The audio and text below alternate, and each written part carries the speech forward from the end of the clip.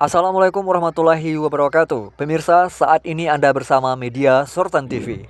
Pemirsa, dimanapun Anda berada, kali ini kami mengabarkan tentang dua nelayan yang dinyatakan hilang semenjak hari Sabtu, tanggal 31 Mei hingga pada hari Kamis, tanggal 5 Juni 2025. Barulah dua nelayan tersebut ditemukan dengan kondisi dalam keadaan lemas, karena lebih kurang 6 hari terapung di laut.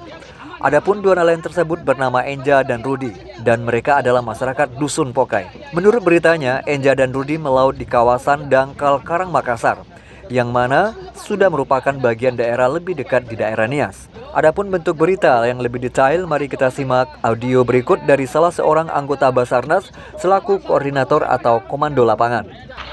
Baik, kami mulai dari informasi yang kami dapatkan di Basarnas itu adalah pada tanggal 1 Juni pukul 00.45 di mana masyarakat melaporkan kepada unit siaga SAR Siberut tentang adanya sebuah kapal fiber dengan person on boardnya itu 2 orang. Mereka memancing berangkat pada subuh 31 Mei 2025 menuju Gosong Makassar. Biasanya mereka kembali pukul 9 ataupun pukul 10 malam itu mereka sudah kembali. Tetapi setelah ditunggu-tunggu mereka tidak juga kembali. Pada pukul 00.45 tersebut, masyarakat menghubungi Basarnas melaporkan kepada unit siaga SAR Siberut, dan kemudian unit siaga SAR Siberut melanjutkan informasinya ke kantor pencarian pertolongan Mentawai.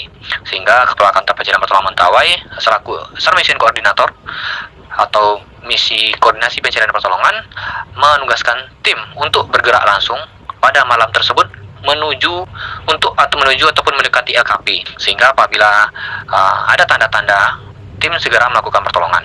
Tetapi karena cuaca yang tidak memungkinkan, sementara tim berlabuh di Labuan Bajau sampai menunggu ataupun terbitnya matahari sedikit saja, tim langsung bergerak. Kemudian pada pukul 5 pagi pada tanggal 1 Juni tersebut, tim langsung bergerak menuju lokasi. Setelah melakukan pencarian di area Gosong Makassar, setelah disisir mengarah ke barat, di mana sesuai prediksi SARMAP itu mengarah ke barat, kemudian survivor tidak terlihat sama sekali.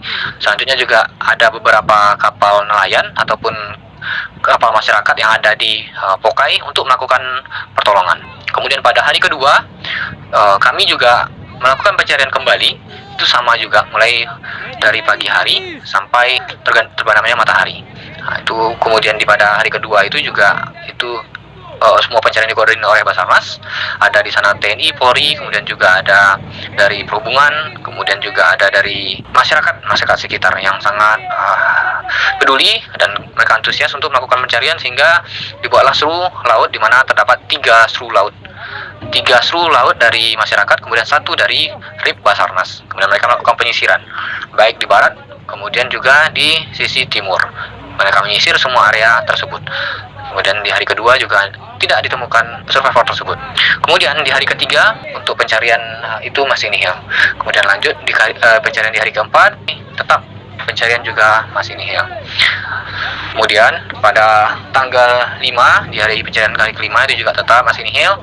Dan pada hari ke-6 itu sekitar pukul 15.00 itu terjadi badai di sekitar perairan Siberut tersebut, sehingga semua seru menarik diri ataupun berlindung sementara di pulau-pulau terdekat karena gelombang tinggi, kemudian angin pada saat itu kecepatannya di atas rata-rata.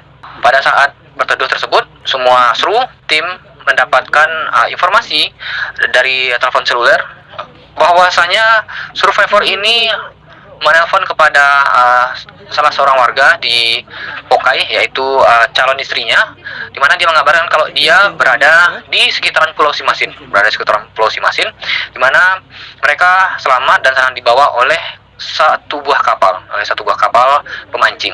Tim yang awalnya berlindung langsung bergerak diarahkan untuk menuju ataupun untuk memastikan dari kebenaran informasi tersebut. Kemudian RIP Basarnas mencapai kapal yang diberikan informasi tersebut. Kemudian 2 orang survivor ini dipindahkan ke RIP Basarnas untuk ditransfer menuju KN Saramawijaya.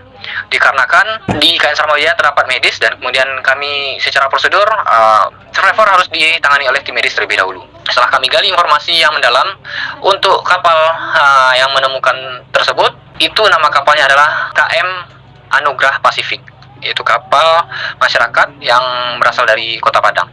Selanjutnya, 2 survivor ditangani oleh tim medis, kemudian diberikan semangat support untuk psikisnya ataupun untuk psikologinya, kemudian dibawa menuju Pokai. Basarnas menyerahkan kepada dokter yang ada, tadi telah ditangani secara medis, kemudian ditangani oleh dokter, di mana diberikan di sana cair karena dimungkinkan sangat besar mereka dehidrasi setelah terapung di lautan selama 5 hari. Sekian banyak informasi yang kami gali bersama Kapten KM Anugrah Pasifik.